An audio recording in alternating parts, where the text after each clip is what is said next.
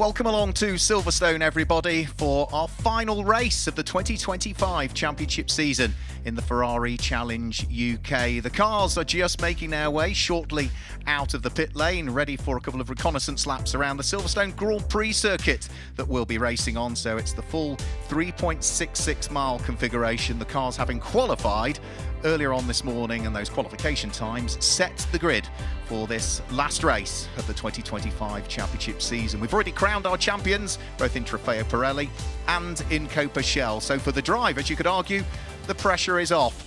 It's nice and warm still, 22 degrees air temperature, track temperature just a couple of degrees north of that, and the wind, as was expected, has picked up a little bit since qualifying this morning, but the signs of rain that we've had in between qualifying and the cars heading out for this race have all disappeared for the moment, so it's slightly greyer skies, but there's no chance of rain. So fingers crossed it will remain dry. Now, one of the drivers that joins us on the grid is Paul Dixon. Paul, having graduated out of the Club Challenge with Ferrari into the main Ferrari Challenge UK, we caught up with him to get his view on how his season has been. Hi, I'm Paul Dixon. I'm racing for Dick Lovett Swindon, and this is my first year in Ferrari Challenge UK. And the bar was a real sort of baptism of fire. By the end of that, I sort of looked back and thought I could have done better. My starts were too slow, I was too nervous, I've sort of really thought about that. Got to Alton Park, improved a bit more on that. By the time we got to Brands, I was feeling much more confident with cars around me, getting used to what it was like starting, what I was used to safety cars, just the whole race format. And by then, I'd got myself up into P3 and unfortunately didn't finish the race, otherwise I would have had my first podium. But I feel like I've now really sort of moved along in experience, which has been really helpful for the rest of the season. So my driver coach, Jody Fannin, raced at Le Mans, superb driver. I look back at the first session that I had with Jody and sort of where I was there compared to where I've got to now. And just the way that we go through the telemetry, the way he's got to know me, where he's shown me where I've got to improve, that relationship has been absolutely fundamental. There's no way that you could improve or go up the grid without a driver coach. And my relationship with Jody's been superb. We've become really good friends, and yeah, I can't imagine being here without him now. He's a very, very good coach indeed. Each race has its highlights. I mean, you get your fastest lap, it feels superb. Certain moments in the race feel good, but I'd say probably Brands Hatch when I'd got up into third and I was looking at podiums, that so far was the highlight. I'd also qualified at my highest that as well. I'm still aiming to push for fifth, and then next season I want to see where I can push on to from there. We are all so close this year. It really does feel that everybody's pushed on, and it's not just me, some of the other rookies as well. They've really done well. They've come up the grid as well, and now we're getting to that stage where everybody is just very, very close.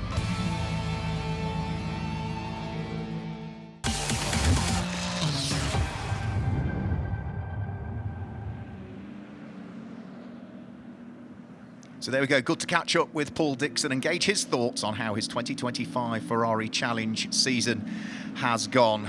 He's still waiting for that first podium in Copa Shell, so he's been knocking on the door all season. Can he cap off his season with his first podium? We'll find out. In terms of the championships then, in Trofeo Pirelli, the championship is already decided. Gilbert Yates is 38 points ahead of Pranav Vangala and is already crowned the champion. That happened yesterday. Pranav Vangala's second is safe there. Paul Simerson is third in the championship at this stage, and he is safe.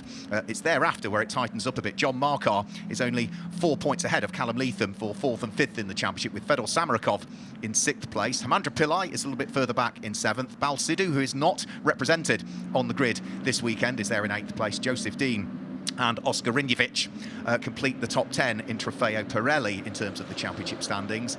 And in Copa Shell, again, we have already crowned our Copa Shell champion. That happened yesterday, and it is now out of sight for Mike Dewhurst. He is the champion in Copa Shell for this year. 34 points gap between himself and Peter Hunter, and there are only 16 points available in this race, 15 for the win and the extra point for fastest lap. So Peter Hunter is the runner-up this year, and Paul Rogers is third in the championship. Steve Dobson is fourth, ahead of Darren Howell, who had an off yesterday and a non-finish, so he lost a position in terms of his championship scoring. He's dropped to fifth, with Paul Dixon, who we've just heard from, in sixth place. Hussein Sert is seventh.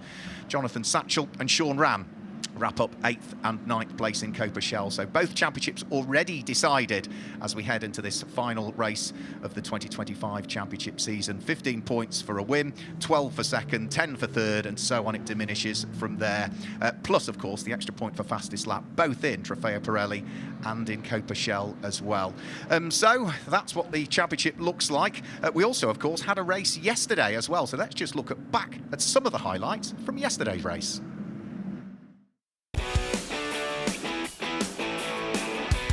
Welcome back to Silverstone for round 5 of the 2025 Ferrari Challenge UK season.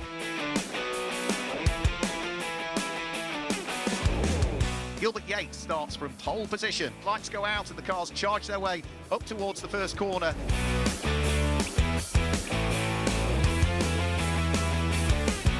He might have lost the lead in Copa Shell, Mike Dewhurst.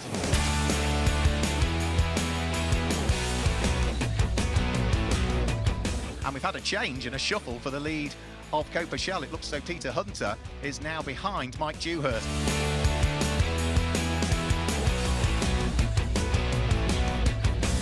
They are fairly equidistantly spread, 3rd, 4th and 5th place.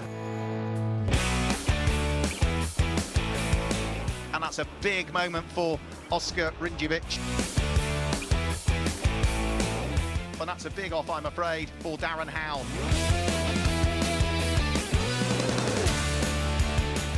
Simpson is trying to fight back as they come out of Luffield. He's got the inside line for Woodcote Corner. So is he going to retake the place back from Bradley Yates, who took it away from him? Yes, he does, up towards Copse.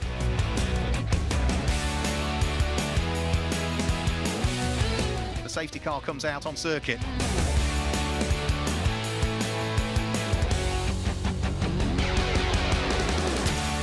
The safety car peels its way in towards the pit lane. So here we go. Gilbert Yates leads the way.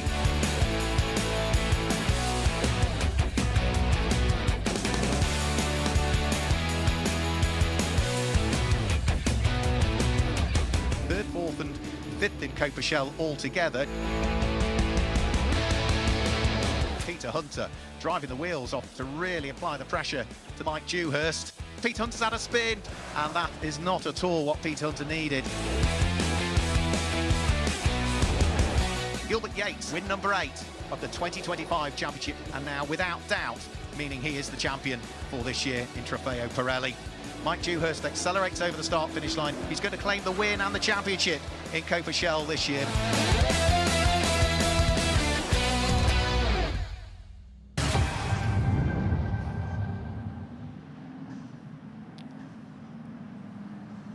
So there we go, the highlights from yesterday's race. An 8th win of the season for Gilbert Yates and a 7th win in Copa Shell of the season for Mike Dewhurst, both of them claiming the championships in the process as well. So what better person than to show us around a lap of the Silverstone circuit than one of our champions for this year. We jumped on board the number 78 Dick Lovett Swindon car in the hands of Mike Dewhurst for a lap around the Grand Prix circuit. So over the start-finish line, 6th gear down the Hamilton straight. Quick break though before you head in towards Abbey. You're down to 5th, hug the curb through the right-hander and then the left-hander at Farm. Get the car all the way over to the left-hand side for Village. Down into 3rd gear, hold the brakes to get the car to rotate. Be careful of traction on the way out. And then you remain in 3rd place. Dab the brakes as you head round through the loop. Get on the power nice and early. Use lots of curb through Aintree, but it will be a slight lift on the throttle just as you get to the apex, and you'll back up into 6th gear down the Wellington straight. Watch out for the curb on the right hand side. That's the braking point at Brooklands. Onto the brake, rotate the car down to 4th. A very small squirt of throttle just before you get to Luffield. V the corner off to ensure that you straighten up the car as much as possible on the exit and get on the power nice and early as you then head up towards the flat-out right-hander at Woodcote. Use as much as the curb as you possibly can, and you're up to 6th gear as you head down the National Straight towards Copse Corner. Up towards Copse, stab on the brakes, down to 5th, pick up the apex curb. Watch out for track limits on the exit of the corner, and then back up into 6th gear as you head towards Maggots. You will take Maggots, the left-hand kink, absolutely flat in 6th. Jab the brakes, down to 5th for the first part of Beckett's, and then for the second part you go down into 4th place for the left-hander. Small dab of brake before the final right-hander at Beckett's, and again, get on the power nice and early as you head to the left-hand kink at Chapel Curve and onto the Hanger Straight. Hanger Straight up into 6th gear, looking for Stowe Corner, the next one, slightly uphill as you head towards it, but it's hard on the brakes as you head towards Stowe. Trail brake into the corner, a little bit of traffic to deal with on this lap. You're down to 4th briefly, back to 5th on the exit of the corner, and then you're heading down through the Vale towards Club Corner. You'll be down into 3rd gear, hard onto the brakes, a small jab of the throttle between the left and the right-handers. Use as much curb as you possibly can, up to 4th, but you have to feed that throttle back in again as you head through the final kink over the start-finish line, and that is a 3.66 mile lap with our Copa Shell champion this year, Mike Dewhurst. So there we go, there's the onboard lap from Mike Dewhurst, and he will be hoping that he can convert pole position in Copa Shell to another race win. We're mentioning earlier on that the breeze had picked up a little bit, but it seems to have dropped down again all of a sudden. You look at the Union flag on the top of the BRDC building, it's hardly fluttering at all. So nice warm ambient temperatures, very little wind, perfect racing conditions, I would suggest, as most of the cars have now picked their way through onto the grid. I can just see, I think almost the last of the cars to head onto the grid is going to be the one that will start from pole position, which is Gilbert Yates, who claimed his 18th back-to-back pole position. He's been on pole position for every race so far this year, and he was on pole position for every race last year, bar the first 2, where Tom Fleming, who now acts as Gilbert's driver coach, qualified on pole for those 2, but Gilbert has been a revelation when it comes to putting the right lap time in at the right time in qualifying, and therefore he will line up on pole. So then, now that we've got all the cars onto the grid, let's go down to the grid, and that's where Amanda Stretton is with Dave Richardson.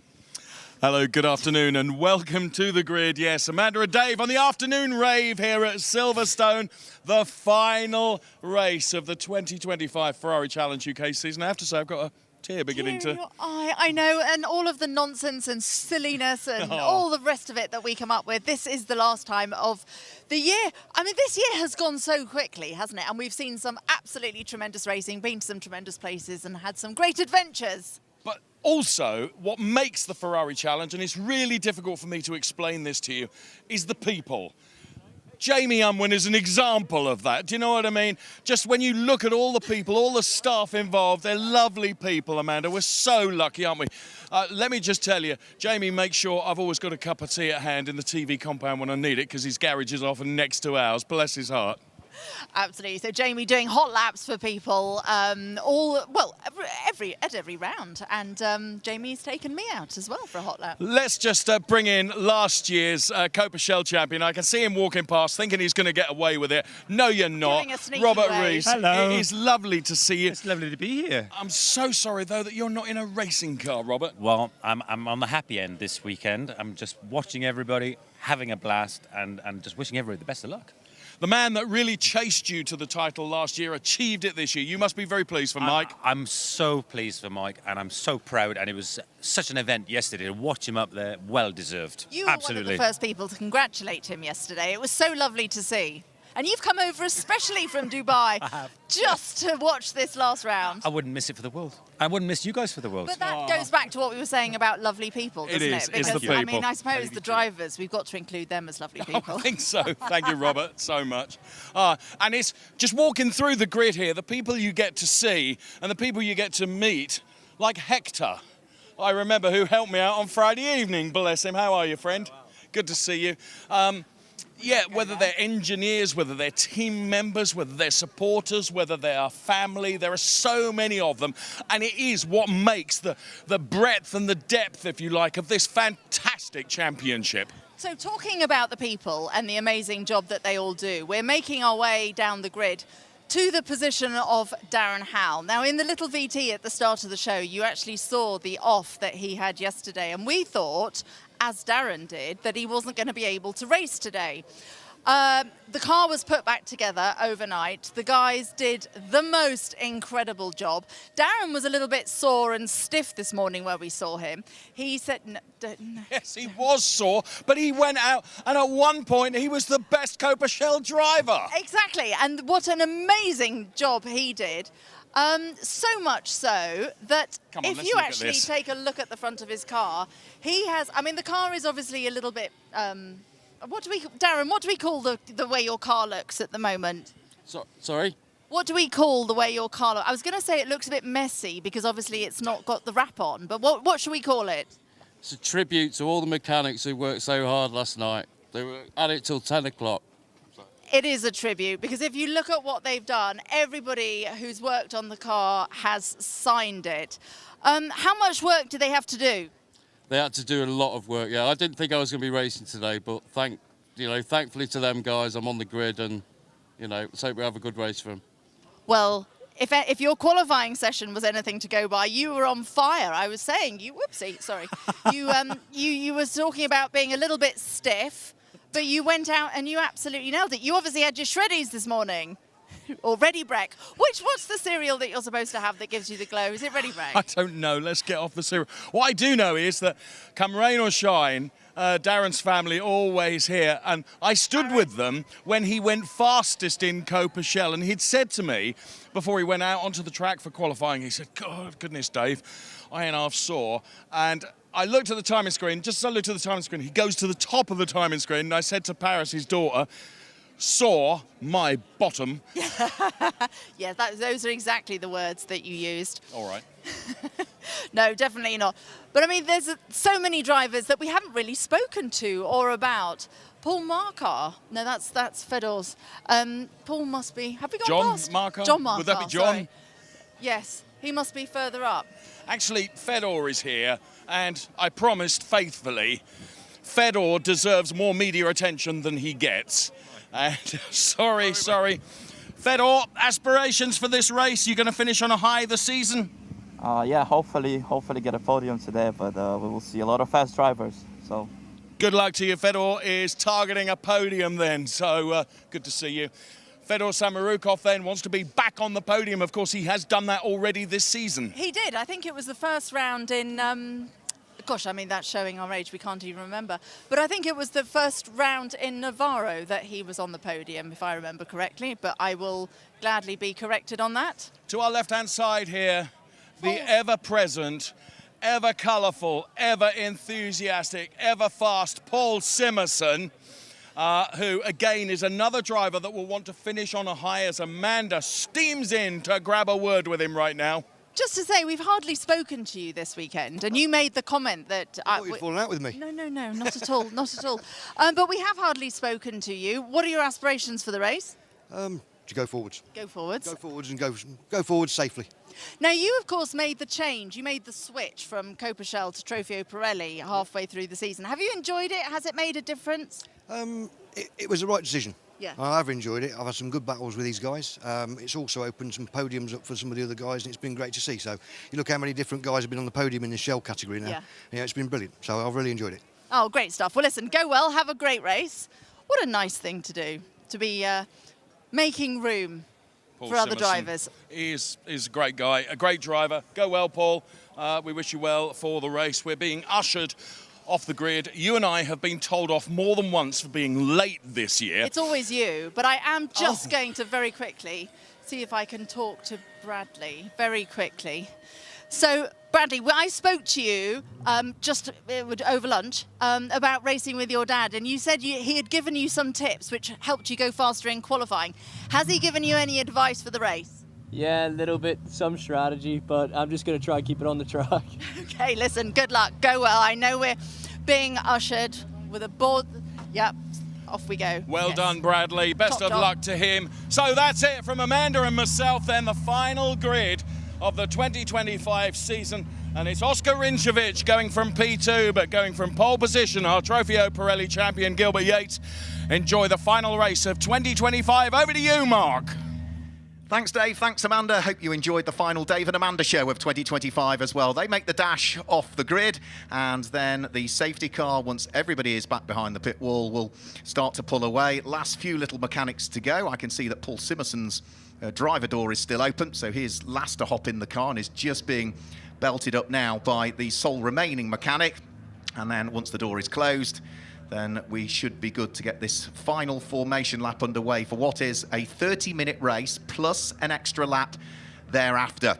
Are we going to see Gilbert Yates claim another win and make it 9 so far this year, or might, whether it be Oscar Rinčević Bradley Yates, Pranav Vangala, maybe even Paul Simerson.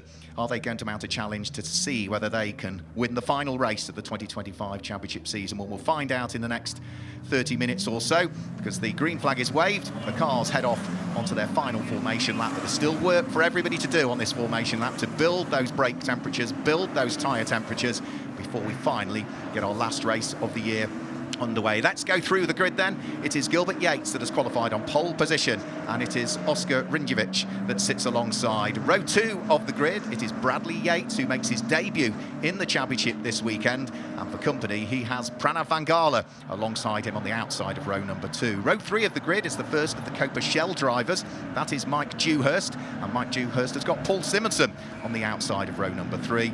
And on to row number 4, that's where we see on the inside of the 4th row Hamandra Pillai, and for company he has got the man we've just spoken to down there on the grid, Fedor Samarakov. The 5th row of the grid, it's Darren Howell, who was 2nd quickest in Copa Shell. He has got Callum Leatham for company, who lines up 10th. He qualified 7th, but has driven a 3-place grid drop, so he drops to 10th. And row 6th of the grid is where we see John Markar, and John Markar has got Peter Hunter, who is the 3rd of the Copa Shell drivers on the grid alongside him. Row 7 of the grid, Joseph Dean lines up on the inside of the 7th row of the grid with Paul Rogers, a former runner-up in Copa Shell, sitting alongside him. And then row 8 of the grid, Jonathan Satchel, who claimed his first podium in Copa Shell yesterday and was maybe a little bit disappointed with where he's qualified today. He's got Steve Dobson, who's been a podium visitor on Copa Shell, sitting alongside. The penultimate row of the grid is Paul Dixon, and Paul Dixon has Hussein Sert for company at the wheel of the all-yellow car. And providing he's out there, because he has had a bit of a troubled weekend, Sean Rann should be off the back of the grid. We'll wait and see as to whether his car has made it onto the track. So the cars just working their way down the national pit straight and towards Copse Corner, so they are the best part of nearly 2/3 away around this formation lap. And as we say, they are still trying to build the surface temperature into the tyres from weaving from side to side. They're trying to build brake temperature as well, and also, more importantly, building core temperature in the tyre. The best way to do that, to heat the air up inside, is not to go from side to side, because that will warm up the surface, the contact patch, but on and off the brakes, that will increase the tyre pressures and build up the core temperature of the tyres. So the cars making their way down the Hanger Straight. They'll be heading up towards Stowe Corner. The safety car will be peeling its way into the pit lane. So, for the final time in 2025, we are about to go racing in the Ferrari Challenge UK.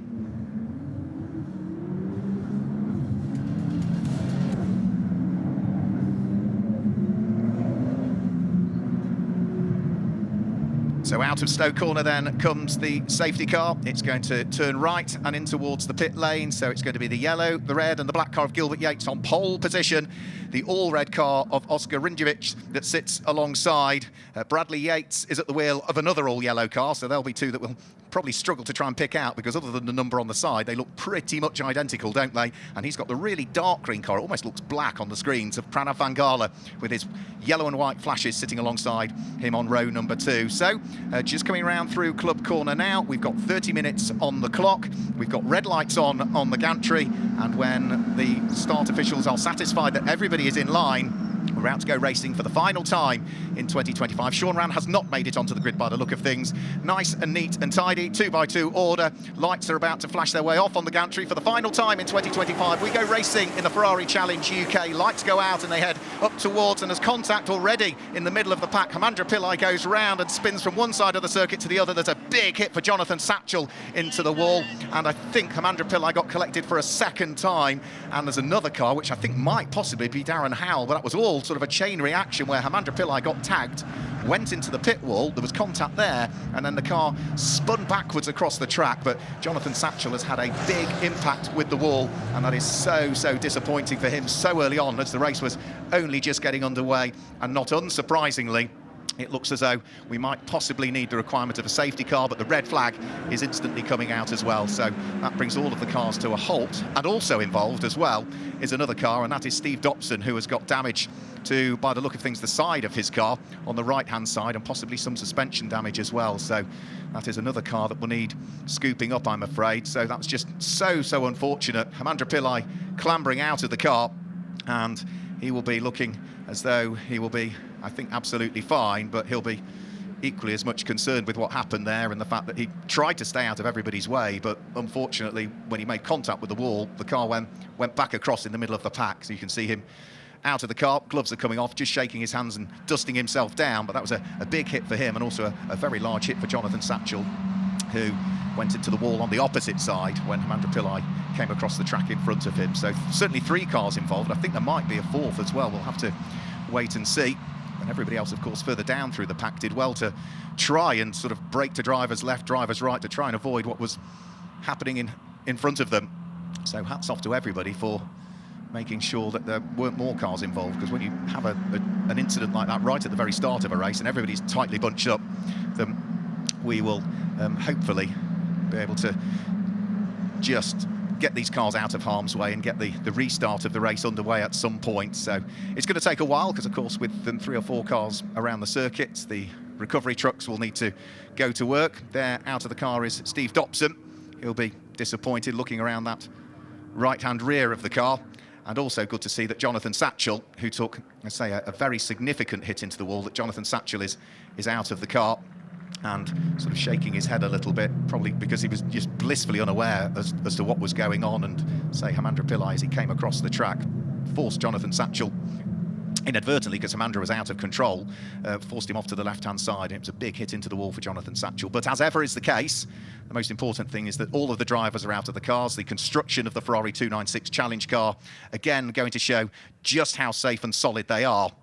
And thankfully, all of the cars standing up well to the impacts with the walls. Looks as though Gilbert Yates is heading into the pit lane, and I think everybody is possibly being ushered into the pit lane. So, yeah, all of the cars, rather than line back up on the grid, have all been ushered in towards the pit lane. So they're not going to park where their garages are, which is right the way towards pit lane entry, and they're all being waved down towards pit lane exit. So they'll be lining up, waiting to go. Let's just have a quick replay. Look to the left of your screen. Hamandra Pillai, there must have been a little bit of, yes, there was, a little bit of contact. Mike Dewhurst made a small contact with Hamandra Pillai. Then you see Hamandra Pillai into the wall, damage to the front of his car. The bonnet flies off, but then he goes backwards across the track, right in the middle of the pack. And watch out for Jonathan Satchel, who is collected by Hamandra Pillai, whilst Hamandra's out of control. And just look at Jonathan Satchel's impact with the wall. Big hit into the wall, huge frontal impact. Again, there's a secondary impact as Hamandra Pillai clobbers him. And then we've also got, that looks as though that's the number 12 car of Joseph Dean, who's also become involved as well. And he's disappeared out of our sight to the right-hand side of the screens. I've got to say also, Paul Dixon did well to avoid that with the number 13 car. He had to sort of try and work out where the gap was going to be. You know, it's so difficult when you're involved in an incident or you see an incident unfold in front of you. The thing that most racing drivers say is you aim for where the accident is, because by the time you get there, the accident won't be there. I've done that in the past for me, and the accident was still there when I got there. So hats off to Paul Dixon for making the right decision as to which way to go, because he would have been in 2 minds for a period of time as to whether to go to the left, go to the right. Thankfully, because he was towards the back of the pack, you can hit your brakes and not have to worry about somebody behind not reacting, because he was the last car. But say the most important thing, all the drivers out of their respective cars. There'll be a chunk of sweeping up to be done. That looks like that's Joseph Dean, who has walked away from his car wherever it sort of disappeared out of our camera shot to the right-hand side. So there's certainly 4 cars being involved in this one. And good to say that all 4 drivers are out of their respective cars, but with 4 cars to clean up and lots of sweeping to be done on the circuit as well, because there have been shards of carbon fibre and bits of bodywork that would have scattered themselves around the track. It's not going to be a small delay. It's going to take a while just to sort this one out. And as we say, you know, even for Amanda and Dave down there in the pit lane, there's nobody to chat to, because I think all of the cars have been ushered down towards pit lane exit, ready to head back out onto the circuit when the time is right. So it's not the best start to our final race of the 2025 championship season. However, we are already looking forward to the 2026 championship season. Yesterday, I know Ferrari put up on their website as to what the 2026 championship season looks like, and that will see an extension in terms of the number of rounds. So the season will start at La Castellet, which is Paul Ricard in France, for the opening round over the 12th, 13th, 14th and 15th of March. Then it will head back to the UK, where it will remain for the rest of the year, with round 2 taking place at Snetterton on the May bank holiday, the 2nd and 3rd of May. We return to Silverstone, but Silverstone, which has historically been the final round for the last couple of years, it's mid-season. So that is the Whitsun bank holiday weekend, the 22nd, 23rd and 24th of May, back here to Silverstone on the Grand Prix circuit. Then it's up to Cheshire and Alton Park on the 26th and 27th of June. Before we then go to the penultimate round at Brands Hatch, which will be in July, the 24th and 25th of July, and the final will take place next year at Donington Park in the Midlands over the weekend of the 19th and 20th of September. That's what the 2026 Ferrari Challenge Championship looks like. Down there somewhere in the pit lane, we've got Amanda Stretton and Dave Richardson. What can you tell us, guys? Well, Mark, all I can say is that, as you would expect of me, I've been and immediately spoken to the Satchel family as soon as we saw that Jonathan was out of the car and seemed okay. I appreciate there's, you know, the medical teams will be on the scene straight away. What I wanted to reinforce is the integral safety, which you've already mentioned, of the 296 Challenge car is unquestioned, but you've seen the replays probably one more time than I did. You know, how did you see it play out, Mark? Well, actually, if I may interrupt, when we were actually walking Please onto do. the grid, sorry, Mark, but I want to hear what you have to say. When we were walking onto the grid, obviously when we go out onto the grid, the cars are still forming up on the grid. So we walk along the side, and we were on this pit wall side of the track. Now, on the painted surface. It's a purple painted surface. And I was actually looking at it at the time, thinking, gosh, there's quite a lot of standing water here still, which clearly is, I think, has a big part to play in what actually happened there, because it looked to me at the start, and Mark, please correct me, it looked to me at the start as if Hamandra Pillai was going quite wide, looked like he was almost 3 abreast, well, not quite, but as he was going to cross the start-finish line. And I think perhaps could have got on the power a little bit too enthusiastically on that painted surface, and that combined with perhaps a little tap from, I'm not sure who, but maybe you can tell us, sort of led to the sequence of events unfolding. Is that how you saw it, Mark? Well, Hamandra Pillai, you're absolutely right. He got a really good start. Ahead of him on the grid was Mike Dewhurst, and I think we're going to get another replay now. So the lights go out, and Hamandra Pillai gets a really good start and draws himself alongside Mike Dewhurst. There's a gap between the pair of them. Then Mike Dewhurst, I think he gets moved over by maybe Paul Simerson, and therefore Mike Dewhurst moves from the centre of the circuit to the right-hand side and was probably blissfully unaware that Hamandra Pillai had got a really, really good start. And then Hamandra Pillai, as you say, onto that painted surface, makes contact with the wall, comes back across in the middle of the pack, and as we say, then collects Jonathan Satchel, who goes into the wall, and then Hamandra Pillai again then makes secondary contact with Jonathan Satchel. So I think it was just one of those unfortunate incidents, that concertina effect of Hamandra Pillai getting a better start than Mike Dewhurst, and Paul Simerson moving over towards Mike Dewhurst, who then wanted to avoid contact with Paul Simerson, and then subsequently made contact with Hamandra Pillai.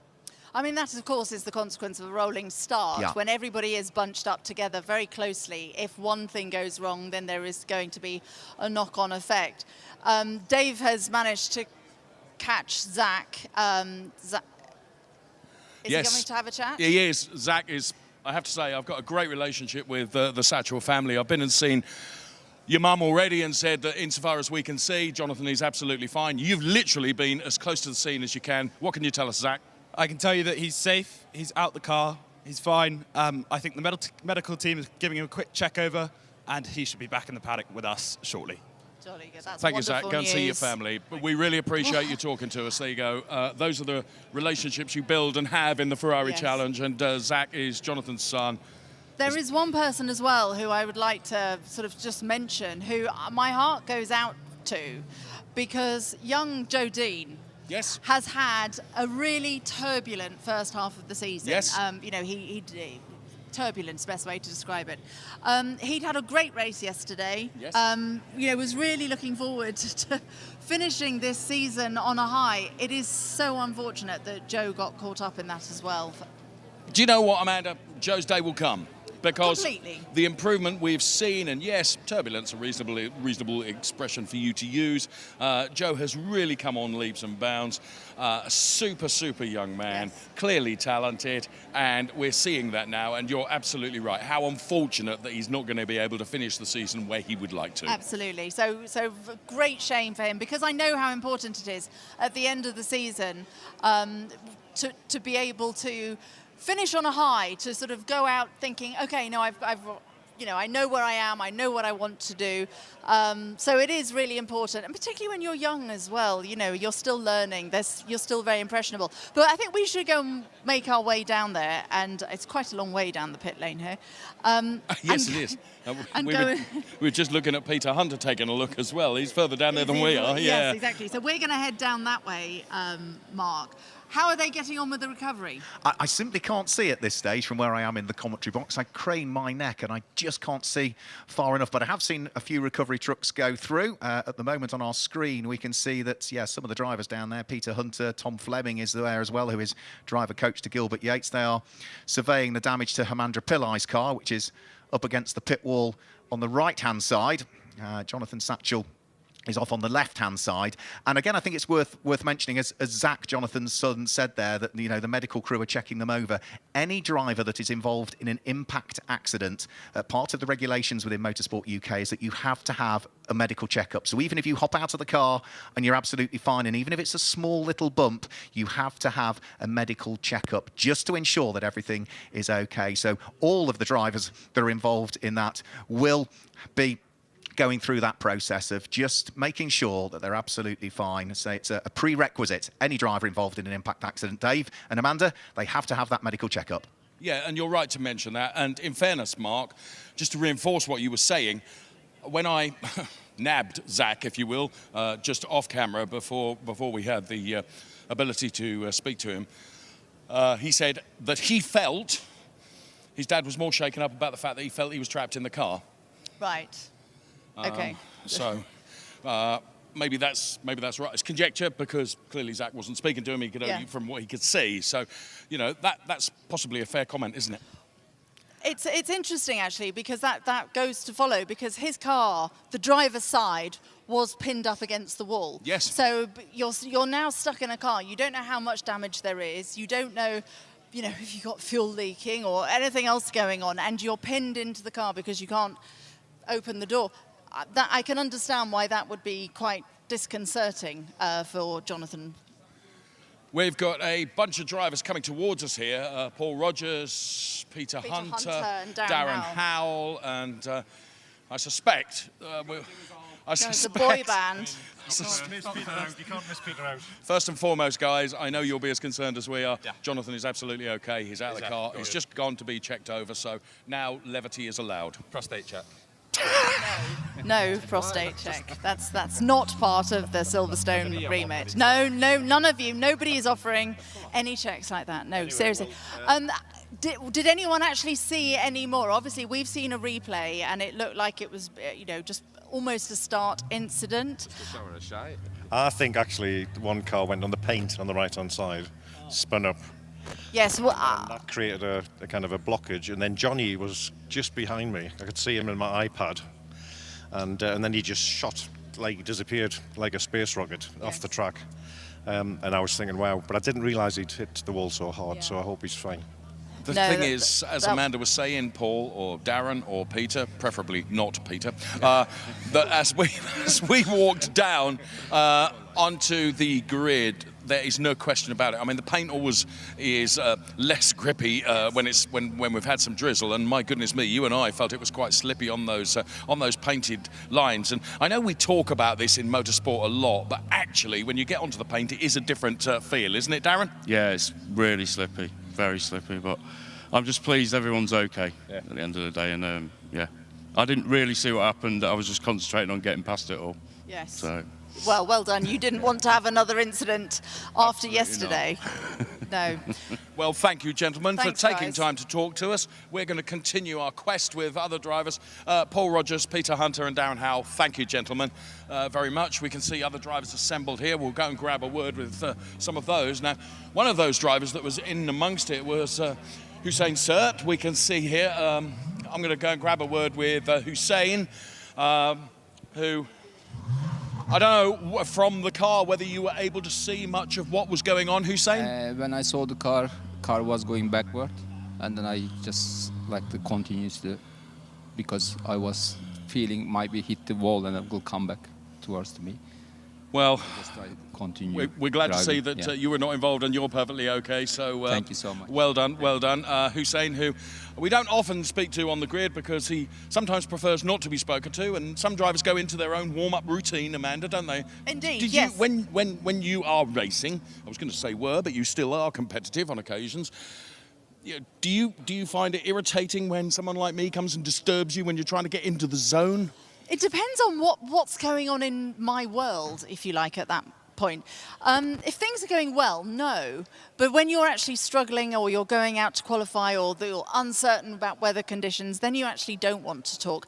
And I think the other thing is for guys like Hussein who are new to racing, there is so much to take on board. You've got your driver coach talking to you, which is of course fantastically helpful. But there is still just so much to take on board and you feel slightly on overload. So the minute somebody comes to talk to you, it can be quite off-putting. Ben, just spin around here. There is Heimandre gosh. Pillai's bonnet being recovered from the scene. Incidentally, Amanda, we mustn't lose sight of the fact that also being involved in that incident was Steve Dobson. Absolutely. Sorry, I'm just having a quick look at my... Sorry, you didn't need to see that one. I'm going to, while you're naffing around because with I think there was one more car involved. Car 21, which I don't know, 25. Which I think is... Steve Dobson? Is it Steve Dobson? Yes, so we need to try and find out where Steve is. I haven't seen him come in.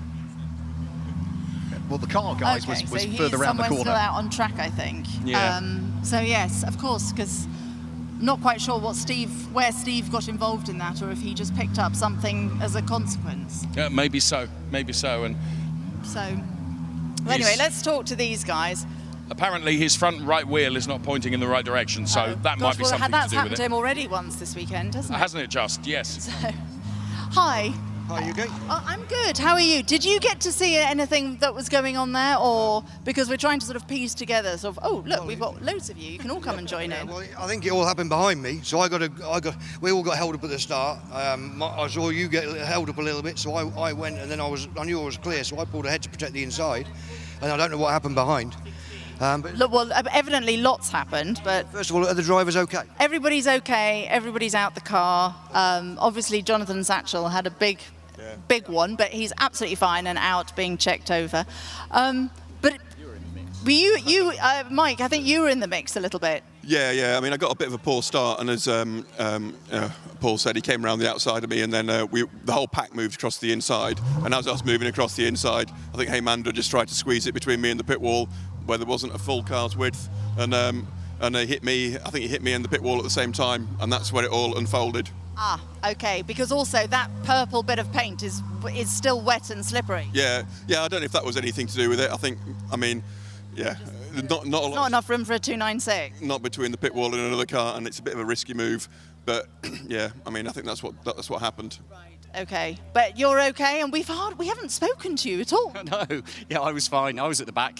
So we had Paul at the front, happened behind him. It happened alongside Mike, and I was at the back to see it all unfold. The first I saw was Heimandre's car going sideways, and I thought, oh, must avoid that. Then there was Jonathan's car also going sideways, must avoid that. And then looked to my side and saw Joe having a spin as well. So did the car come across Jonathan and hitting Jonathan? Do you know? I don't know. We haven't seen. No. Well, Joe Dean was involved. Steve was involved. Heimandre was involved. Obviously, Jonathan's involved, and Steve Dobson. Exactly. So. Yeah. I got a bit of damage, but nothing that will. Nothing that's going to stop you racing. It's not the way we want to end the season, is it? No.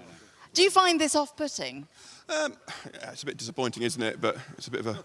We all just want all the drivers to do well, and we all want to finish the race. We all want to finish the race, we all want the guys to be safe. But this Turn 1, having raced here for sort of 7 years, Turn 1 is, everyone's excited. That's Turn 1, 2, 3, 4. If you can get through there, then you're away. But yeah, look, as long as the guys are okay, that's the main thing. It's fine. Slightly better than the Cops Turn 1, when that was Turn 1, because that was such a fast corner. I wasn't driving then. Oh, well, that just shows my age. Oh, yay, that made me feel really good. Right, Dave, have you been able to see anything from up there?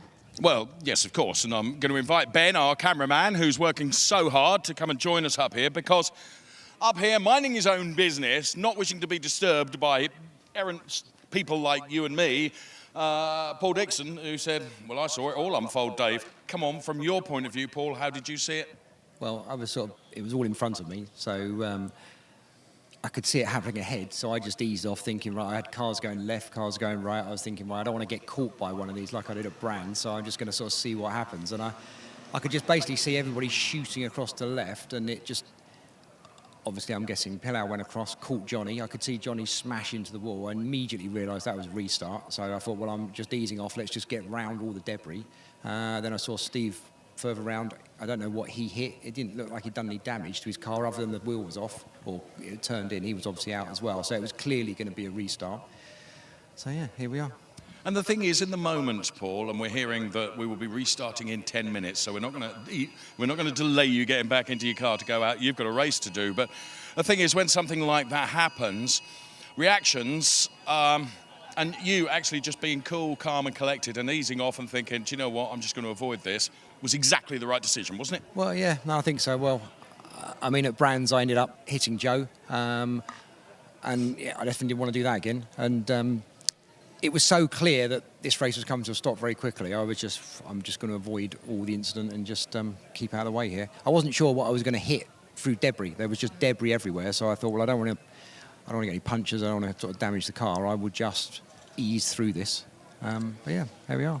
I know when we were on the grid, we were talking to your driver coach who said you felt a little frustrated with your qualifying performance. Because you were unlucky with the flags and things, you could have gone around a second quicker, which would have put you much more in the mix for that. I bet you're quite glad you were behind it on this occasion. Well, yeah, silver linings, I suppose. Yeah, qualifying, I'd rather be much further up. And I mean, when you look at how close we are, half a second would have put me 4 places further up the grid. I'd have probably been where Johnny Satchel is. Yeah, probably just for the good, really. Well, there we go. Not that we wish on anyone, but enjoy the race when it gets restarted. Thanks for talking to us, Paul. I was just looking, Amanda, huge crowd here at Silverstone today. In case you haven't heard, we're going to be going back racing in around about 10 minutes' time, so you're not going to have long to wait before we're back racing again. There you are. It's my public service information. Yes. What sort of good citizen you are. I'm not sure they could hear you. Could you hear him? Yeah. These two could. Listen, just for a moment, I mean, you're far from done from Amanda and I, but we're probably now 9 or 8 minutes away from a restart. I think it's high time we went back to Mark Werrell, who has got his feet up on the desk right now. Having a cup of tea. Having a cup of tea. But Mark, it sounds like we're not going to be too long before we're going back racing again. Sadly, though, it will be with a reduced number of cars. Thanks, guys. Yeah, I've just finished the tea. Not got chance for the cake, though, just as yet. That might have to wait until after the race. It is going to be a 25-minute restart plus an extra lap thereafter. You see in the pit lane there that we have getting ready Gilbert Yates, and alongside Gilbert Yates, the young man with the ear defenders on and the radio headset, that's Tom Fleming, which is his driver coach, and Tom has been working with Gilbert for the last couple of seasons. Driver coaches are a fundamental part of the Ferrari Challenge UK, and we managed to catch up and understand with Fulvio Mussi just what's involved in being one of the driver coaches in the Ferrari Challenge.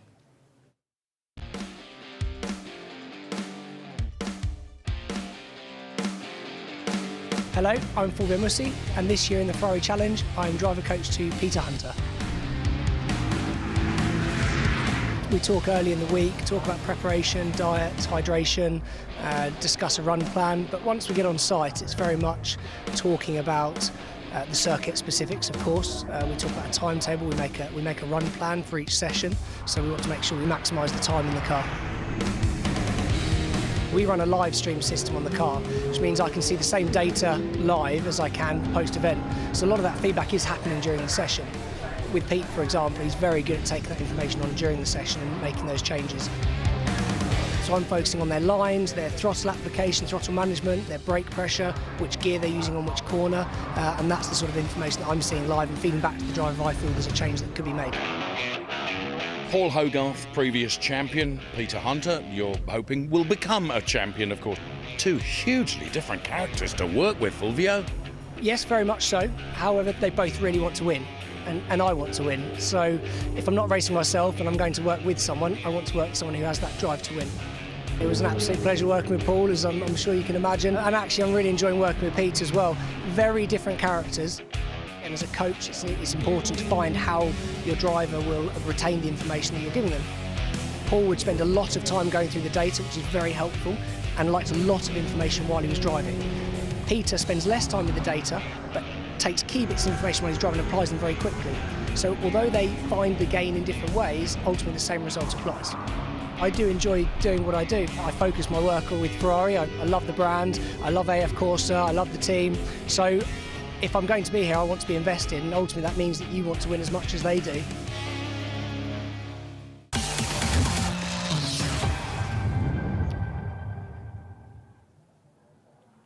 So good to hear from Fulvio Mussi about exactly what's involved in being a driver coach. And Amanda Stretton, who's down there in the pit lane, has done plenty of racing over the years, Amanda. That's all down to the telemetry that comes off the car, and it will look at things like throttle position, brake position, wheel speed, and all of those kinds of things that you can overlay, Amanda, lap after lap after lap, to understand where you can find those small little advantages.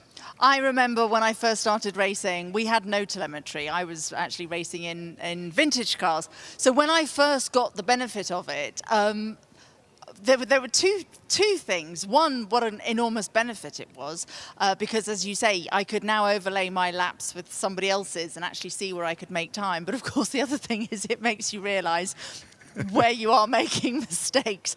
When you think, I was definitely flat out through that corner, and you realise you weren't, you'd actually lifted off. So telemetry is fantastic, and it's absolutely revolutionised, particularly in this level of racing. We used to really only see it in the very top, you know, in Formula One, which is where it first started, and then in sports cars. But as it has moved down, and we're now able to benefit from it in racing like this, it is amazing, the benefit, and how much it enables drivers to really rapidly improve their times, because not only have they got the telemetry where they can see what the driver input is, that being steering angle, brake pressure, acceleration, and gear changes, obviously. But obviously, what they can now do is it's overlaid with cameras in the car, so that the driver coach can actually see what the driver can see outside as well, which then puts into context why the... Dave is doing terrible things behind the camera, puts into context why the driver is making those inputs. So it's made such an enormous difference. And it's things like, you know, it will also give you the engine revs, the speed of the car, and even things like, Amanda, as well, it's individual wheel speeds as well, and that way you can establish whether one wheel is locking up on the way into a corner or something like that, individual wheel rotation speeds. It's wheel speeds, it's tyre air temperature, as well as pressures as well. It's everything. So all of this makes an enormous difference and enables the driver coaches to give the input instructions to the drivers that help them really achieve the great speeds. They then all need to put it into practice. It sounds easy, doesn't it? It always sounds, and it's really easy when you're lying in the bath.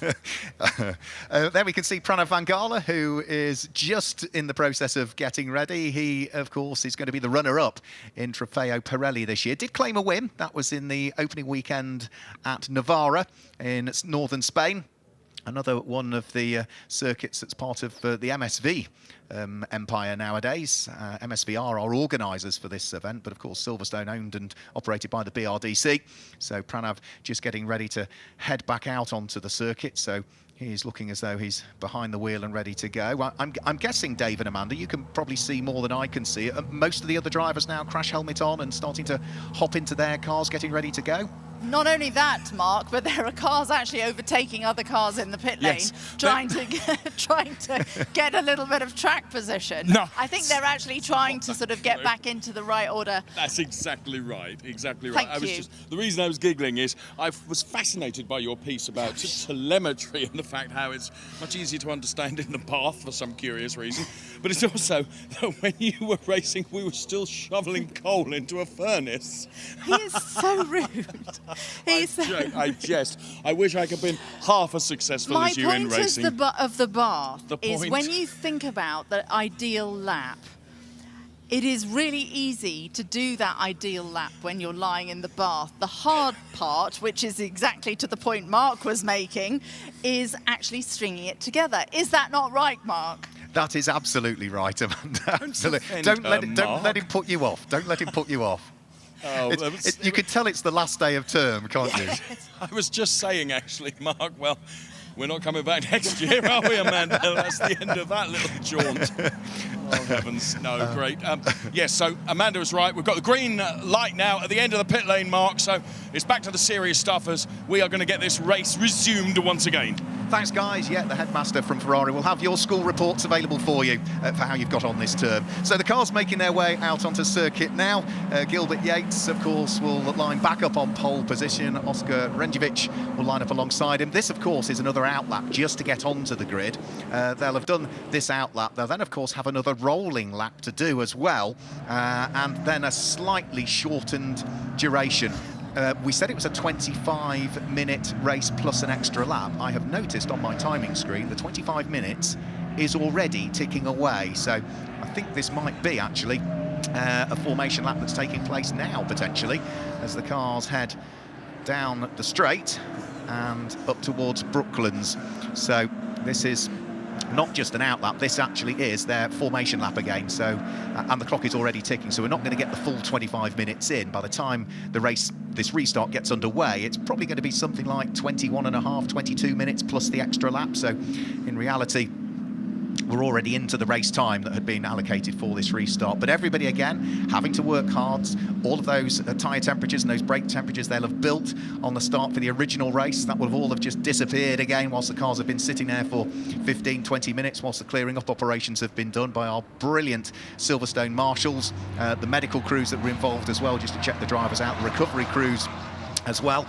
So all of the sweeping up has been done, and we can get our final race of the season underway. Round 5, race 10 coming up for you, and we'll see as to who is going to claim the final wins of the 2025 season before we then look forward to what will be a busy 2026 season, with hopefully further increases in terms of the numbers of entries. It's been a really good first year, the number of entries in the brand new Ferrari 296 that was introduced into this championship. V6 engine, twin turbo, it's a 3-litre car, produces around about 690 brake horsepower, and actually the engine itself, which is the Tipo F163, you can trace that back to the hypercar as well. In reality, it's almost derived out of the hypercar. So the cars are just heading up towards Stowe Corner now. Still lots of weaving being done from side to side as they head round through Stowe Corner. So fingers crossed now for the final time this year.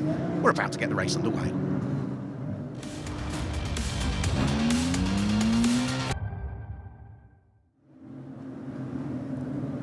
So the yellow car with the red and the black coloration to it, Gilbert Yates is going to be the man that will start on pole position, with Oscar Renjevic sitting alongside. Looks as though it might just be a single file start this time through. There's no indication on my timing screen that it is, but they are not in 2x2 order, so it looks like it is going to be a single file start, and in reality it becomes sort of a safety car restart. So we're about to get the race underway. The green flag flies, and we do have a single file safety car restart in reality. So up towards the first corner, Abbey goes. Gilbert Yates in the lead of the race. Oscar Renjevic sitting there in second place, and Bradley Yates, which is Gilbert's son, sitting there in third position in only his second weekend of racing in the Ferrari Challenge UK. Pranav Vangala is fourth, and it looks as though Mike Dewhurst is up to fifth, with Paul Simerson and Fedor Samrakov going wheel to wheel up towards Village.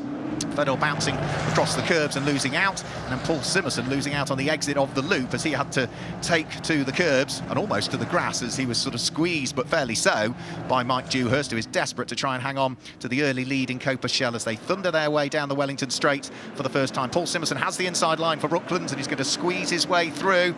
Is he going to outbrake himself, though? Because Mike Dewhurst tries to return the favour on the exit of Brooklands and goes back through, so they swap and swap back again already. Brilliant squabble in the early stages for what should be 5th and 6th position, but it's just the yellow car of the newly crowned Copa-Shell champion for this year, Mike Dewhurst, that hangs on to the position. He's got Paul Simerson directly behind him as they now head down the National Straight towards Copse Corner. Paul Simerson jinks out from behind, but tucks himself back in again as they head round through Copse. He's in that unenviable position of wanting to attack, but also having to be careful about defence as well, because he's got the all-black car of Fedor Samrakov sitting right behind him, and then Fedor Samrakov has got Darren Howell and Callum Leatham not far off that as well. So with 20 minutes plus the extra lap to go, for what is in reality the second time according to our timing screens, because the first lap under the safety car did count because the clock was already ticking. They're on their second lap in reality of this restart. They thunder their way down the hangar straight. The hastily repaired car of Darren Howell with its grey bumper and its black bonnet signed by the team, under pressure from the number 95 car in the hands of Callum Leatham, the Charles Hurst driver, looking to apply the pressure to the car that lies ahead, but he was just a bit too far behind as they went up towards Stowe, so he's going to have to see whether he can wiggle his way through somewhere else around the lap. So through goes Gilbert Yates. Looks as though he has already edged away from Oscar Renjovic, who is now 2 seconds adrift in second place.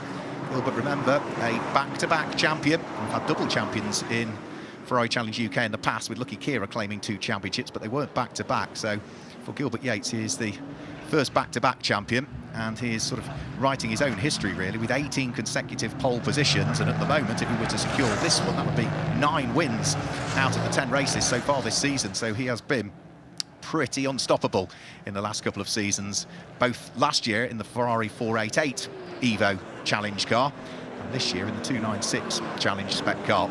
So he turns his way through Brooklands. Oscar Renjovic sitting there in second place. Pranav Vangala is now up to third as well, so he has managed to squeeze his way through and ahead of the second all-yellow, all-red car that we have, which is Bradley Yates. He's now dropped down into fourth position, and we've still got that fight going on for fifth and sixth. Mike Dewhurst still watching his mirrors, Paul Simerson not that far behind, and then there's another good fight just thereafter as well, which involves Peter Hunter at the wheel of the light blue car, coming under pressure from the number 20 machine, and that's the HR Owen car in the hands of Paul Rogers. So they will be squabbling away for what will be 11th and 12th places at the moment, and that will put them 4th and 5th in Copa Shell. The last of the cars that we've got circulating at the moment is the number 55 car of Hussein Sert, and he has also got somebody that he's having a good little fight. That will be the number 13 car of Paul Dixon that is ahead of him, so they might be fighting for 13th and 14th places, but they're involved in a good little ding-dong battle as they work their way through Beckett's this time through.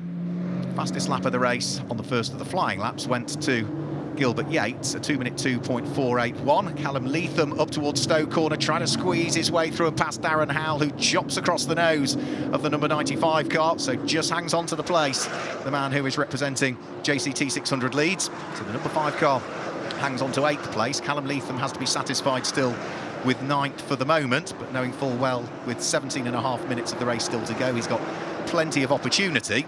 The difficulty for Callum, though, will be if he tries something and it doesn't work, he's got the number 16 car of John Markar sitting right behind him. Dave and Amanda having spoken to John Markar, saying he's new to racing this year and has gone well, John.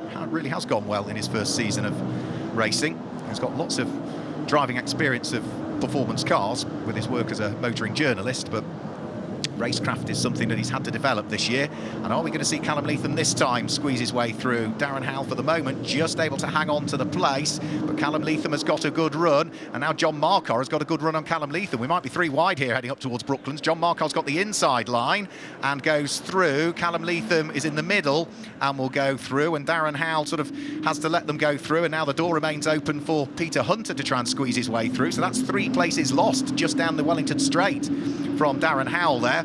And John Markar, the big gainer in all of that, he got such a good run. Whilst they were all busy squabbling amongst themselves, he picked off not just Callum Leatham, but picked off Darren Howell as well. So that will now mean that John Markar moves up into 8th position. So that was a really, really good effort from him. As for poor old Darren Howell, yeah, that's 3 places lost, and it might be 4 on one lap if he's not careful, because he's got Paul Rogers at the wheel of the number 20 car sitting right behind him. So great fight for what will be at the moment 8th, 9th, 10th, 11th, 12th places, weaving its way through Beckett's and then out of Chapel Curve and onto the Hangar Straight, whilst Gilbert Yates still extends his lead advantage. It is now 3.5 seconds as good as between Gilbert Yates and Oscar Renjovic, who's there in second position. But Oscar is coming under pressure. He's now got Pranav Vangala right behind him. So what can Renjovic do here? Representing Grey Pool Glasgow, he's got the HRO in driver of Pranav Vangala sitting right behind him.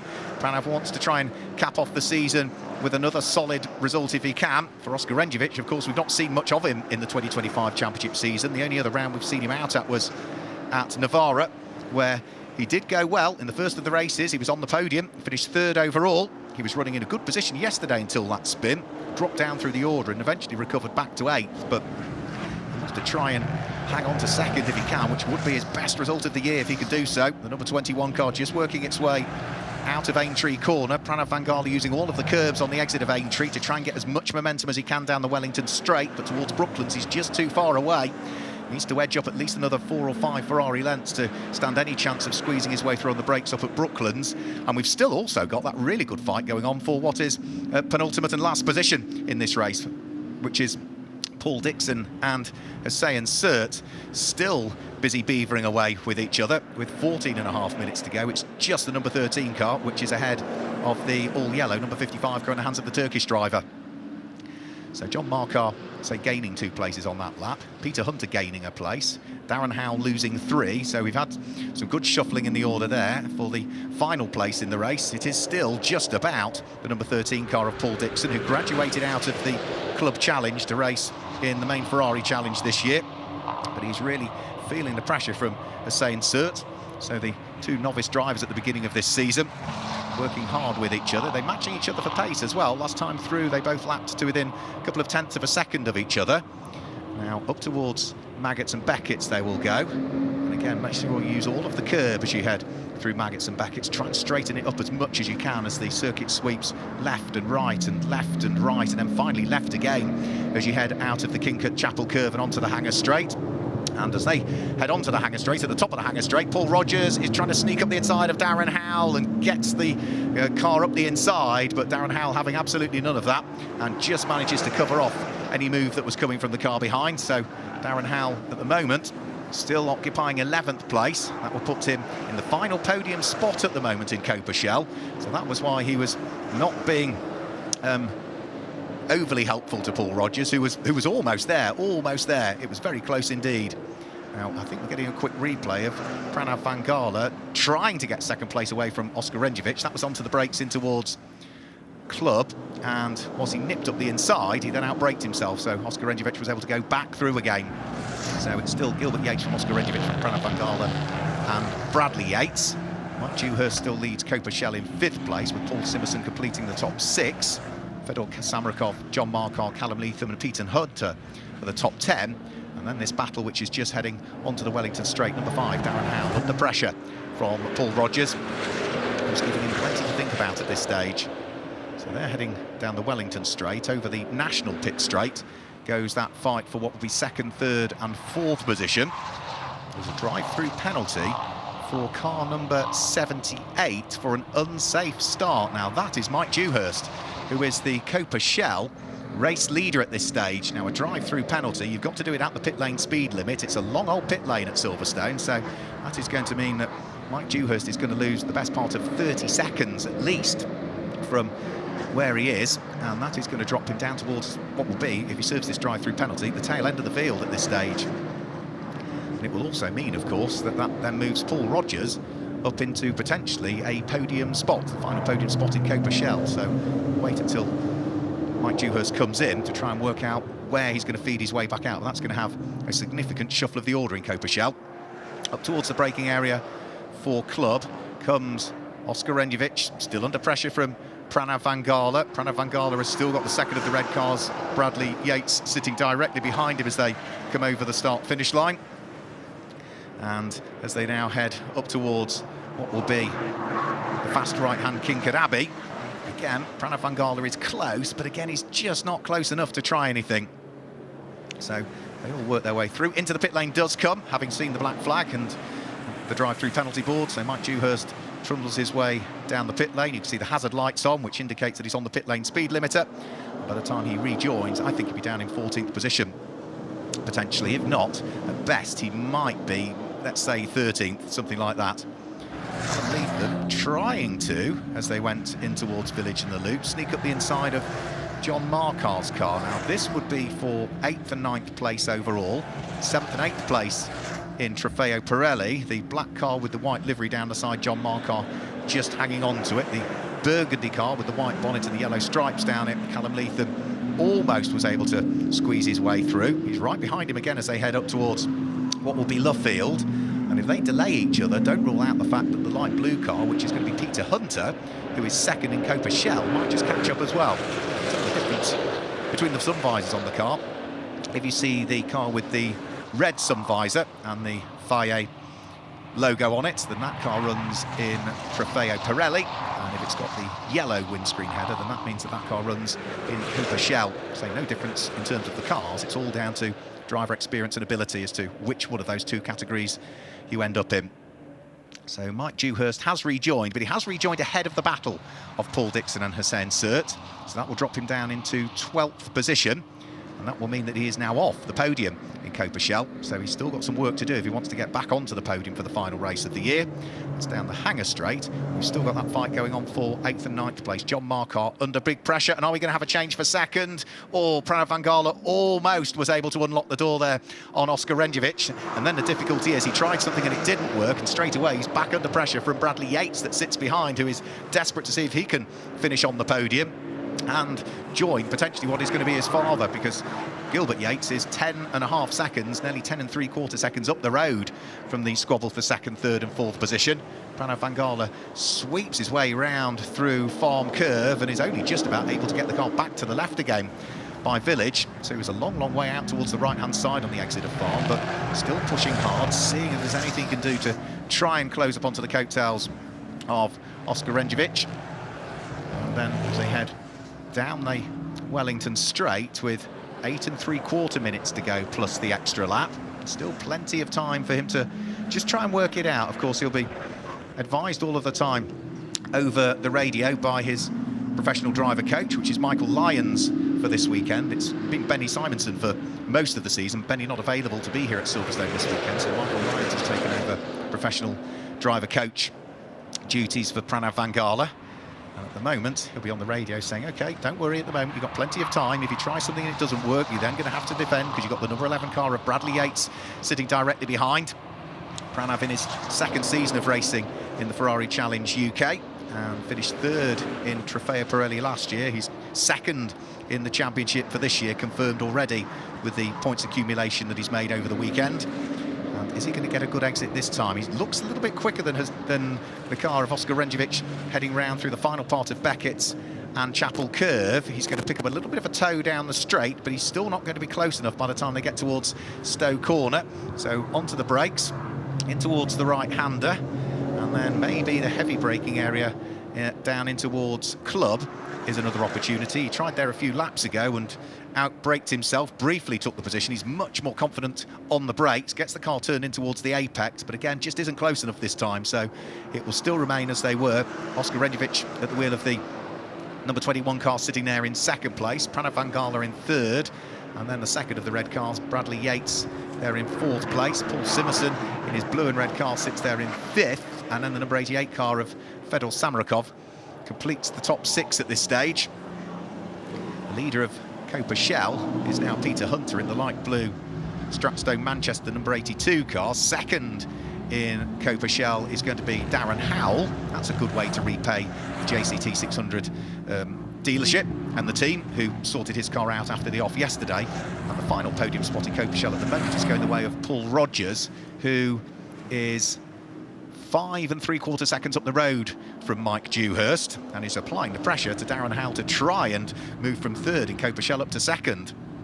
So they're just working their way round through the loop and up towards Aintree. Of course, if they do squabble for second and third in Copa Shell, it offers up a glimmer of hope for Mike Dewhurst to catch them, because last time through, Mike was 2.4 seconds quicker than the pair ahead, and he's only 5.7 behind. So Darren Howell and Paul Rogers need to sort of sort this out between themselves. Otherwise, if they hold each other up, one or other of them might finish off the podium if Mike Dewhurst can catch them, because that yellow car of Mike Dewhurst is just hovering around in the background of the shot. And on this lap, he was about 0.4 of a second quicker than the cars ahead, 0.8 of a second quicker just through the first sector. So he's certainly closing up, and their squabbling is going to allow him to edge ever closer to them. They'll head through Copse Corner. They're on lap number 9 of this restarted race at the moment. Still 5.5 minutes to go plus the extra lap. And remember, it's for second and third at this stage in Copa Shell, with the fourth place car in Copa Shell getting ever closer to them. So through Beckett's and then sweeping their way on towards the Hangar Straight. It's still the number 5 car of Darren Howell that hangs on to 10th place overall. And are we going to have a change now for second? There's a little bit of contact, I think, there between Oscar Renjevic and Pranav Vangala, who was able to squeeze his way through, and because Renjevic was then offline and a bit of bodywork flew off his car, Bradley Yates is now up into 3rd position. So Renjevic losing 2 places that time through. A quick replay. Onto the brakes comes Pranav Vangala. He gets the cut back this time, tries something different, but then that put him on the outside line for the second part of club. There was a rub between the pair of them. A bit of bodywork flew off, I think, Oscar Renjevic's car, because it was red. Pranav Vangala goes through, and Bradley Yates goes through at the wheel of the number 11 car. What a brilliant debut weekend for him. And he might not be done as yet. He's up into the podium spots, but he is hot on the heels of the car that's in second, Pranav Vangala. We still have John Marcar as well, with Callum Leatham right behind him. That's another fight that we were touching base with a few laps ago. That's for 7th and 8th place overall. The black car of John Marcar with Callum Leatham again weaving around behind him, but it's too far away as they head up towards Brooklands. So there's no change in that order. And what about Mike Dewhurst catching the cars ahead of him, with Copershell still being led by the light blue car of Peter Hunter? Mike Dewhurst was 5 seconds adrift of the Darren Howell and Paul Rogers squabble. He's now only 2.3 seconds behind them, so he's edging ever closer, and last time through he was 3.5 seconds quicker. So that is certainly going to be one to watch out for. So John Marcar and Callum Leatham working their way round through the far reaches of the circuit. It looks as though Oscar Renjevic, with that small amount of damage on his car, has now fallen away from cars that he was doing battle with, and is dropping into the clutches of Paul Simerson, who I think might go through here. Paul Simerson with a much better exit coming onto the Hangar Straight. He draws himself alongside. He's got the inside line when head up towards Stowe. And is he going to make it through? Yes, he does. Oscar Renjevic loses a further place, I'm afraid. The Grey Paul Glasgow driver losing out. And might not stop there for him, because whilst Paul Simerson has gone through, the next car is queuing up behind him, which is Fedor Samarakov, who makes a decisive move up the inside, heading in towards Club Corner, back towards Darren Howell and Paul Rogers, who are still at it together up towards Stowe Corner, and they have now both been caught by Mike Dewhurst, who is desperate to try and get himself onto the Copershell podium. So 2nd, 3rd and 4th in Copershell have all got themselves together. And as they head down in towards the braking area for Club Corner, it's Darren Howell from Paul Rogers, who's got Mike Dewhurst sneaking up the inside in towards the braking area for Club. So Mike goes through, puts himself up into 3rd place in Copershell. And now if he can pick the next car off ahead of him, which is the number 5 JCT 600 Leeds machine, that now means that he's going to be up a further place. There might just be something dragging underneath Darren Howell's car. You can just see something over the start-finish line there, as though right underneath the car there was something, yeah, flapping around towards the left-hand side of the car. And as he heads up towards Village, again, Mike Dewhurst, decisive move to sneak his way through and ahead of Darren Howell. So he's now up to 2nd in Copershell. And how much gap has Peter Hunter got between himself and Mike Dewhurst? It's going to be around about 10, 11, maybe even 12 seconds. So that's probably as good as it's going to get now for Mike Dewhurst, unless, of course, Peter Hunter has a problem. Or, as he did yesterday when the tyres went off a little bit, had a spin, didn't he, heading out of Aintree Corner.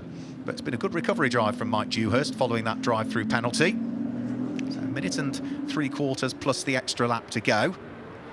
And as they work their way through, I'm assuming there's still the extra lap to go. We might need to just make sure that the checkered flag is being readied on the gantry, so when the clock ticks to 0 it may go out, but we were expecting 30 minutes plus 1 lap, and therefore the restart of 25 minutes, I'm hoping, is still plus 1 lap thereafter, but we'll keep our eye towards the start gantry and what flag might be displayed.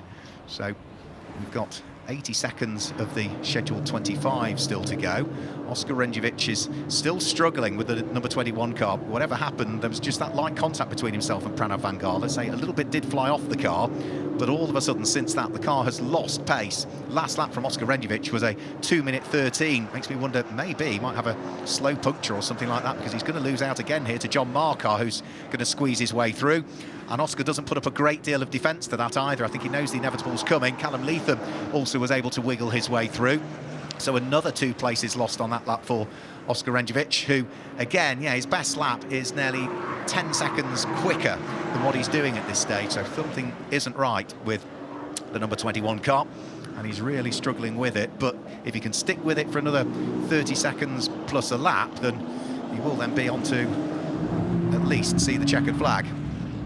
Just keeping an eye on what's going on with Darren Howell and Paul Rogers for what is now 3rd and 4th in Copershell, the final podium spot. It is still Darren Howell that is hanging on to the position. He has soaked up enormous pressure from the purple and day-glow pink car of Paul Rogers, who had another little nibble into the heavy braking area at Village, but again couldn't quite wiggle his way through. So he's got another couple of rolls of the dice to try and see whether he can prise the door open a little bit and at least get himself onto the podium spots in Copershell.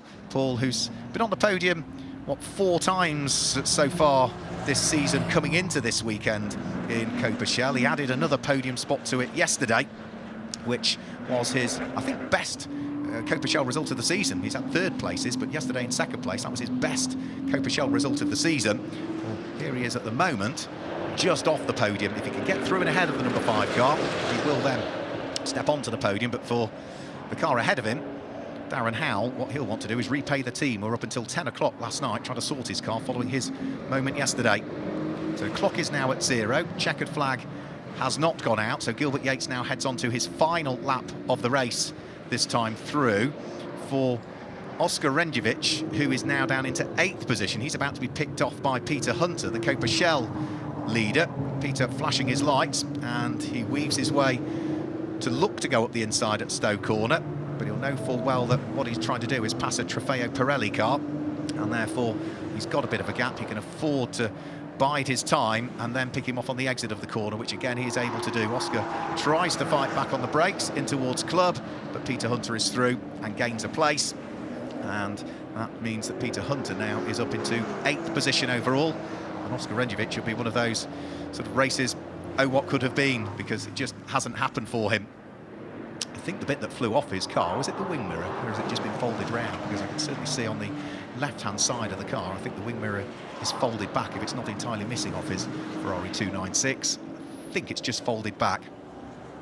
So race leader on his final lap of the race. We haven't really mentioned Gilbert Yates a great deal, and that is because he's just done what Gilbert Yates has been doing for the last couple of seasons. He's opened up a significant margin. He is almost 16 seconds up the road from Pranav Vangala in 2nd place, but this is going to be, I would say for Gilbert Yates, probably one of the sweetest podiums that you could ever have wished for, because he's going to stand on the top step of the podium for the 9th time this year, but his son Bradley Yates, in his first weekend of racing in Ferrari Challenge, is going to join him on the 3rd step of the podium. So it really is going to be a proper family affair for the Yates family. Up towards Stowe Corner goes our newly crowned champion, our back-to-back champion in Trofeo Pirelli. Heads out of Stowe for the final time in the last race of the 2025 season for Ferrari Challenge.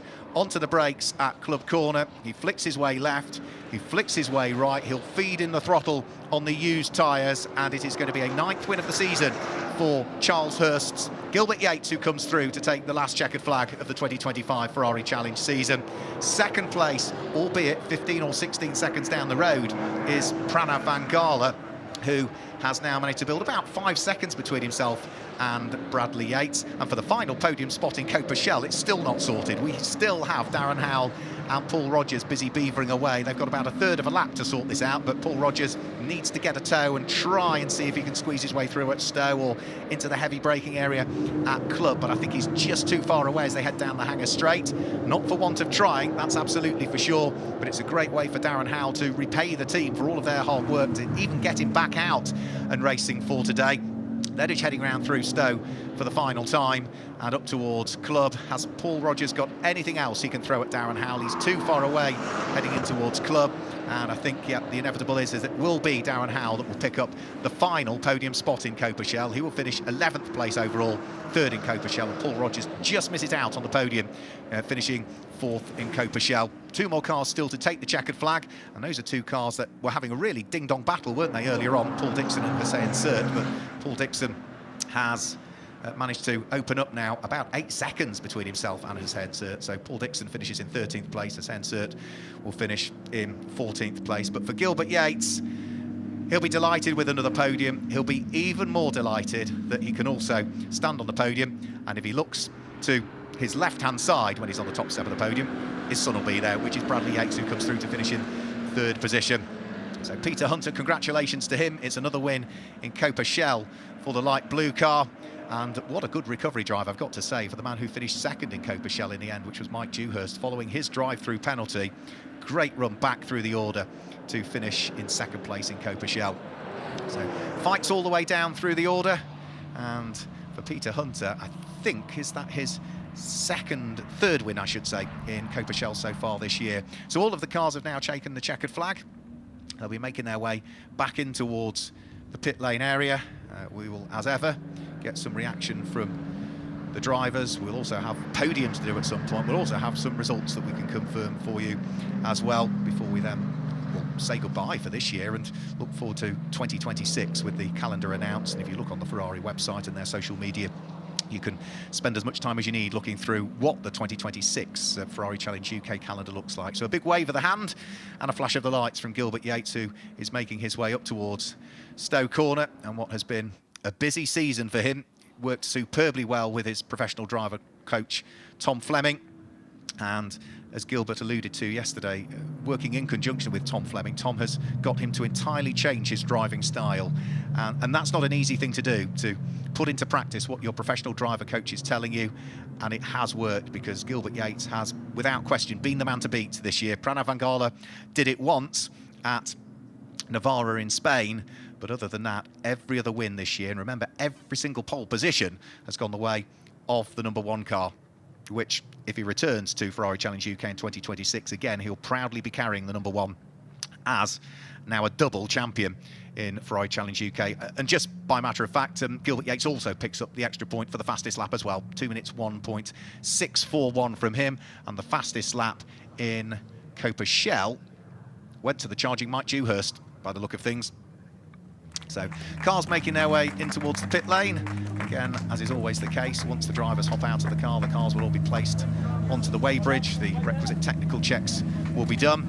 For Gilbert Yates, he hops out of the car, and once he's been congratulated by the team, I suspect the next thing he'll do is probably wander over. There is Tom Fleming, his driver coach, and yeah, he's gonna chat to Bradley for sure. I think that'll be the next person he'll go to. And no disrespect to Pranav Vangala, but if I was Gilbert Yates, I'd ignore the second place driver and wander straight over, and that's what he's doing, waiting for Bradley to hop out of the car.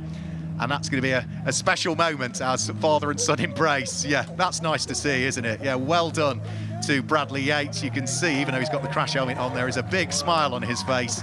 And Gilbert Yates, it'd be interesting to see exactly what he says, because that is a special moment. Charles Rainford over to congratulate Bradley as well. And Peter Hunter on the top of his car, celebrating a win in Copa Shell.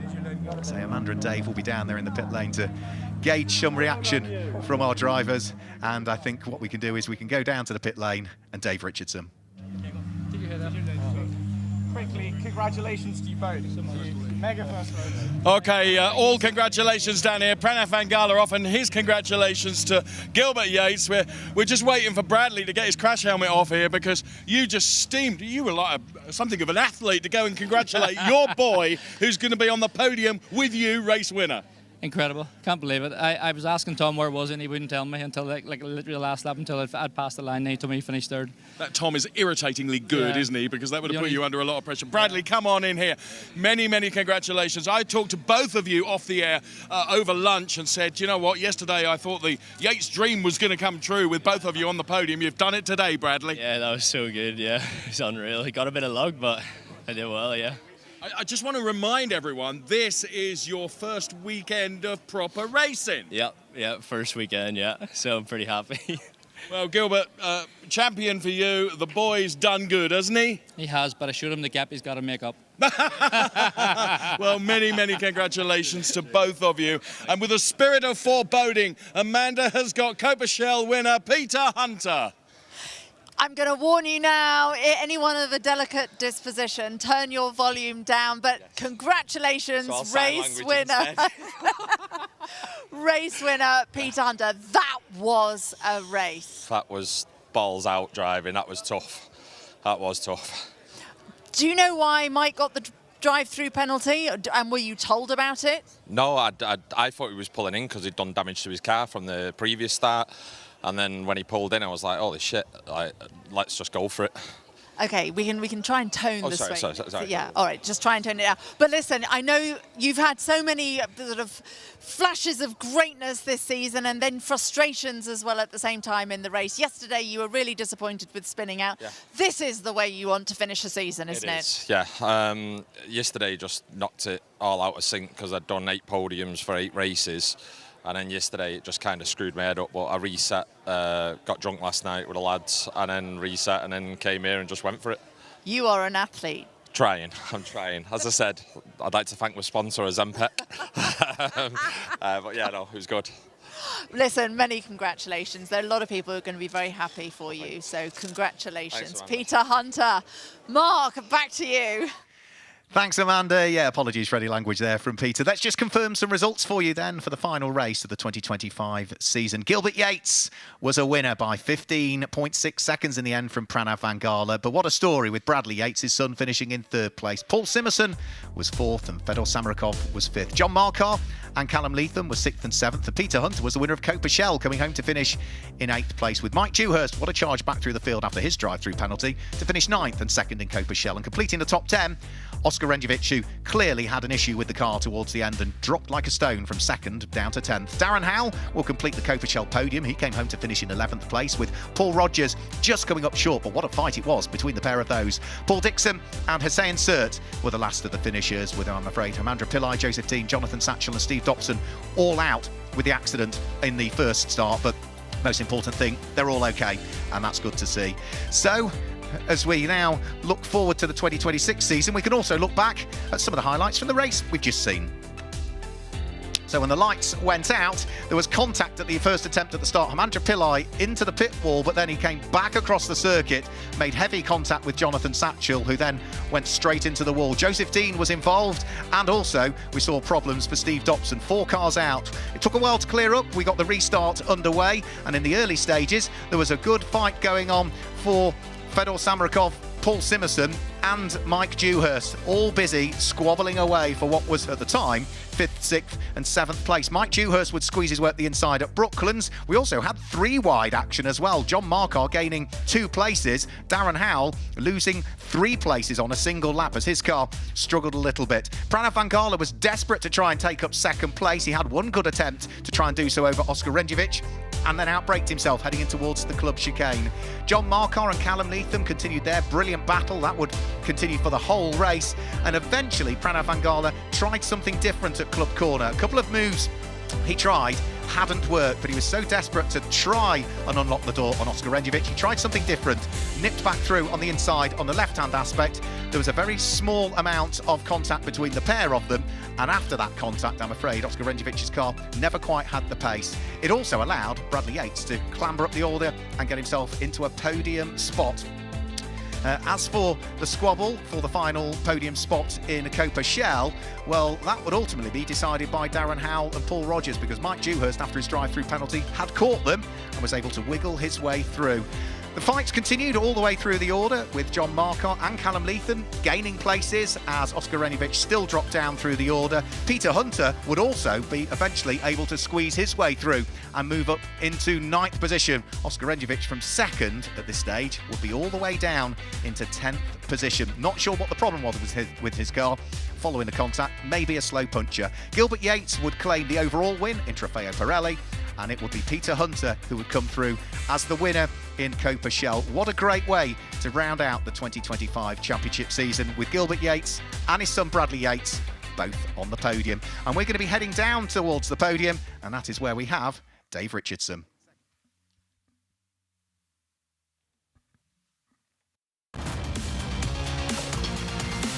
With the Trofeo Pirelli podium, first of all, going on to step 3 of the podium in his first weekend of racing, here comes Bradley Yates. Taking P2, here's Pranav Vangala. And the champions on the top step of the podium, Gilbert Yates.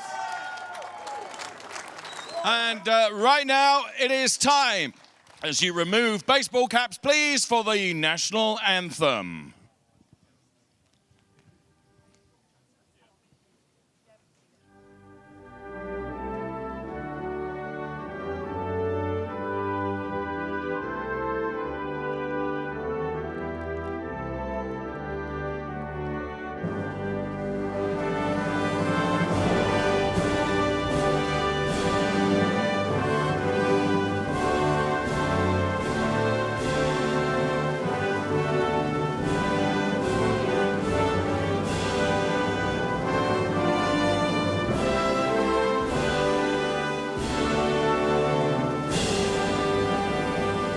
We welcome a dealer representative from Charleshurst here, of course. Take your place on the podium. And Ferrari ambassador driver, big boy Tony Valander here to make the trophy presentations.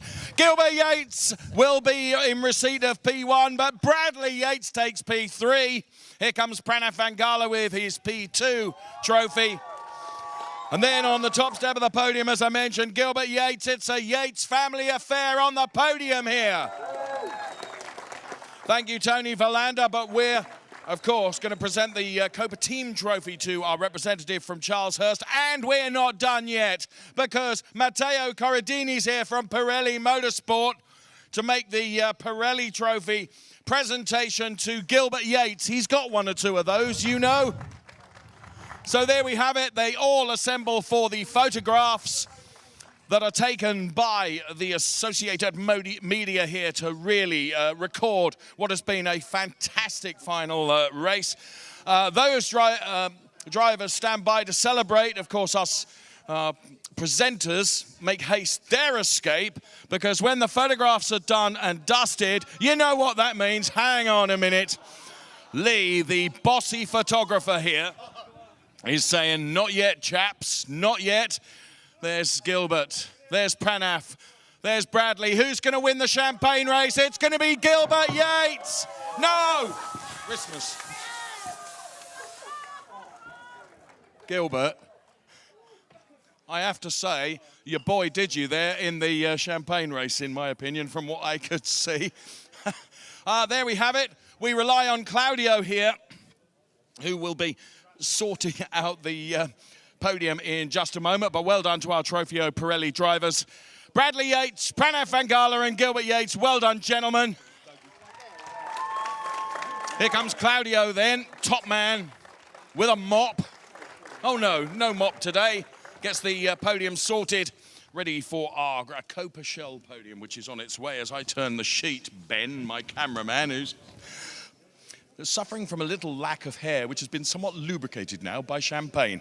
Right, Copa Shell podium. Let's get on with it here. And taking P3, richly deserved, here comes Darren Howell. P2 for Mike Dewhurst. What a recovery drive. And on the top step of the podium, it's Peter Hunter. So, gentlemen, if you would be kind enough, please, to remove your baseball caps for the national anthem.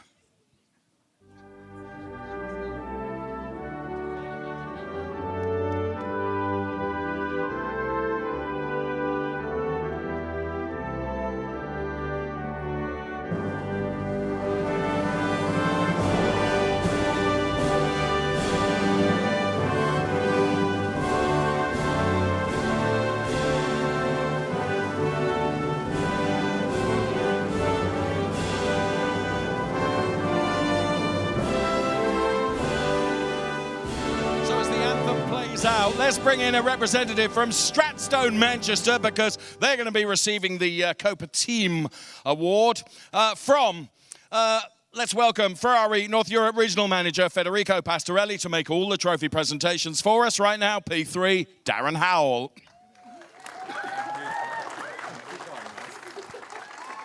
Okay, standing by with the P2 trophy, which of course is going to Mike Dewhurst. Copa Shell champion, of course.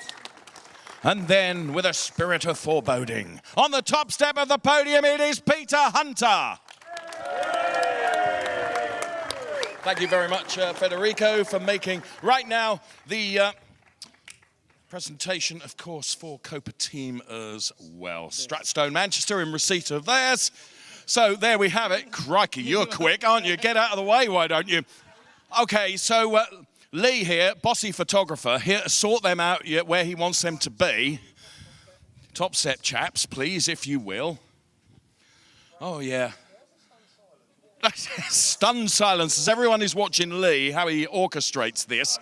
So once the photographs are done and dusted, then the Copa Shell drivers will be allowed to celebrate. And you just kind of knew it was going to be Really rather loud and proud from our Copa Shell drivers. Wrapping up the celebrations here on the podium.